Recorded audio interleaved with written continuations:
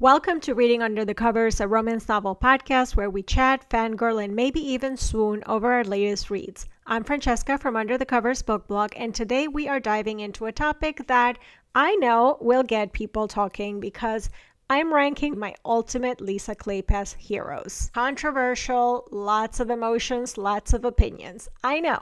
But before we get into it, I just want to give you a quick reminder that you can find the heroine ranking as well on the blog and a full guide on how you can start reading Lisa Kleypas, including all of her series and all of her books.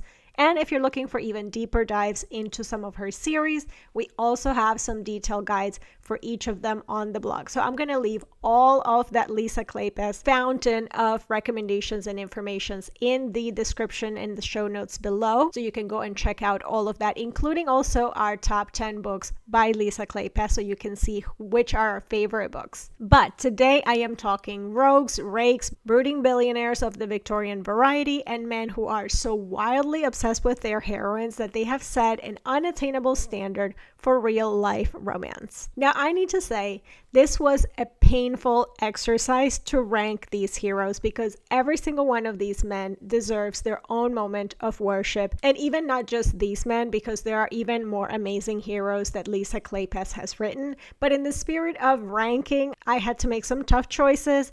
And yes, I fully expect the comments to come for me, the DMs, the debates, and maybe even a little friendly fighting over who should be the number one. But let's grab a drink, get comfortable, and let's get into it. I'm going to start off with the still swoon-worthy, but not the one tier. So these are top-tier romance material, but didn't quite make it to the highest ranks. They are sexy, swoon-worthy, and absolutely deserving of their own moments, but someone's got to be at the bottom, and this is where they are. And by the way, this list is in order, so from the bottom to the top. So at the end of the episode, I'll tell you my number one.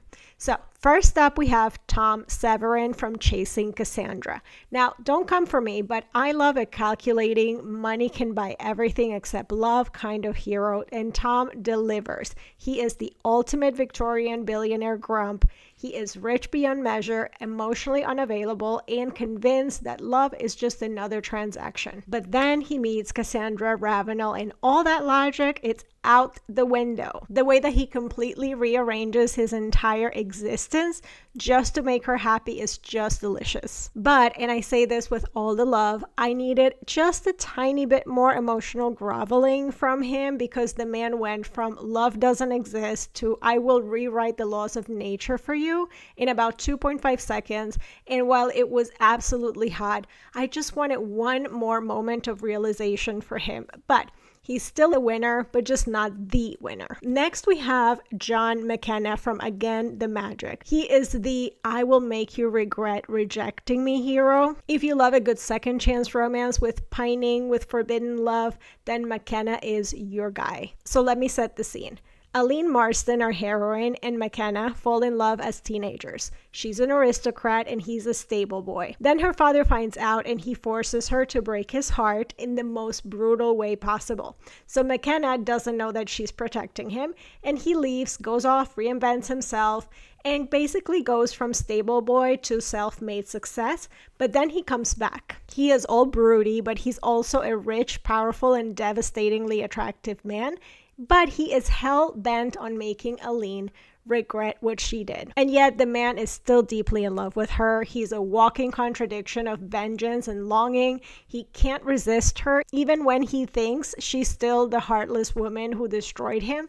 But once he learns the truth, he is absolutely ruined for her. Now, why isn't this higher on the list? Honestly, because the competition here is fierce. But in any other ranking, he would be a top tier contender for sure. Next is my I would let him ruin my life tier. So we're getting into the men who have no business being so hot, and it's where I start to make questionable decisions and not regret them one bit. So first we're going to talk about Cam Rowan from Mine Till Midnight. He meets Amelia Hathaway.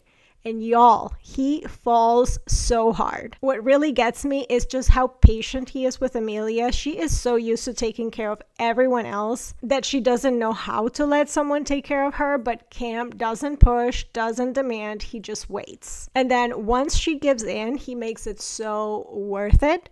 The only reason he's also not higher is because the competition here is too strong. Next, we have one of my babies, Marcus, Lord Westcliff from It Happened One Autumn. Now, Marcus shouldn't be this attractive because he is rigid, responsible, disciplined. He's entirely too serious. But then he meets Lillian Bowman. It's all downhill from there. The sexual tension in this book is just unreal. Marcus is the kind of guy that just doesn't want to lose control. But the minute Lillian starts to tease him, annoy him, and push his buttons, he just starts spiraling. The moment he finally snaps and kisses her, whew, oh my God, his restraint is just gone. Westcliff is just a definition of I don't chase, I attract, until he starts chasing, and then it's game over. Let's not forget he's willing to throw hands with his best friend over her. He gets completely undone by this woman, and watching him slowly crack open and become soft for her is just, that's the good stuff. Now, we've come to the God tier. So this is the life-ruining book boyfriend supreme, best of the best ones. And I've got 4 here because I really couldn't narrow that down more. But again, these are in order, so we're going to make our way to our top number 1. These are the gods of the Kleypas universe, the heroes who have permanently set the standard for historical romance.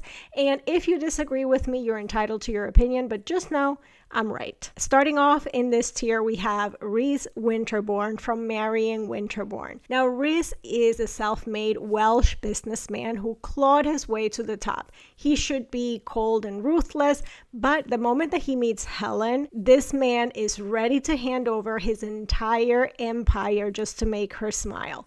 His devotion is insane. He wrecks a whole flower shop out of jealousy and basically tells Helen that everything I own is yours. And also, like, I'll have you so thoroughly that there won't be a single part of you that isn't mine. Hello? He has zero chill when it comes to Helen. And frankly, that is exactly what we need in a historical romance hero.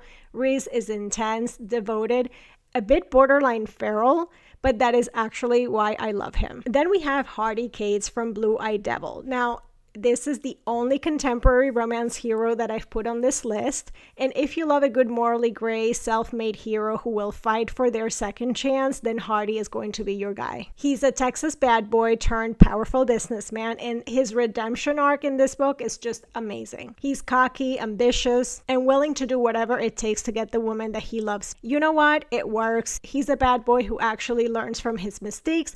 Basically, Hardy is a lesson in how to do a redemption arc, which leads me to our final 2 legends. The first is Evie Jenner's personal menace, Sebastian, Lord St. Vincent. I don't even need to explain this one, but if you have ever read The Devil in Winter, then you know that this man is historical romance royalty. He starts off as a selfish, rakish disaster, and by the end, he is utterly devoted, completely obsessed, and ready to die for Evie. The way that he slowly falls and completely against his will is addictive, and I love a good redemption arc. Sebastian delivers one of the best in the genre. He goes from being the villain of the story to the most devoted husband in a historical romance, and he literally gets shot for Evie. Plus that chapel scene, no words. And finally, Derek Craven, the ultimate book boyfriend, the gold standard, the legend, the king himself. If you've read Dreaming of You, you already know this man is in a league of his own. Derek Craven is the broken, self-made hero who doesn't believe that he's worthy of love, and yet he worships Sarah Fielding. This man was born into absolute nothing. He built a gambling empire from the ground up, and still he thinks he has nothing to offer her. But instead of pushing her away, he protects her. He loves her. He fights for her, even when he's convinced that she deserves better. This man will literally sleep outside of her house just to make sure that she's safe. And that, my friends, is why he is the number 1 Lisa Kleypas hero. So, there you have it. That's my ranking. Now it's your turn to tell me who's your favorite Lisa Kleypas hero. Did I disrespect your favorite book boyfriend, or are we on the same page? We can fight that lovingly in the comments. You can find me on YouTube, on the blog, on Substack. Send me a DM. All of my socials are also linked in the description down below. So come and find me and let's chat this out. And before I go, don't forget to subscribe to our free Substack so you never miss any content from across all of our platforms. And if you're listening to this on YouTube, make sure you like this video, subscribe to the channel, and hit that bell notification so you never miss an episode. And of course, you can always find more book recommendations at underthecoversbookblog.com and mysterylandia.com. Thanks so much for hanging out with me today. I hope you find something amazing to read, and I will see you guys in the next one. Bye!